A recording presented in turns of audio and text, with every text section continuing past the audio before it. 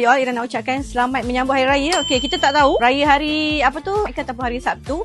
Tak kira ya, hari apa pun. Okey, yang pasti sekali Ira syukuri kita akan open raya ketiga. Okey, so Ira nak tunjuk dekat you kalau you all balik beraya di Kelantan bersama dengan family ataupun yang tengah menonton Ira punya video ni, tengah on the way balik Kelantan, berhati-hati, ingat orang tersayang. Okey, so Ira nak tunjuk dekat you all.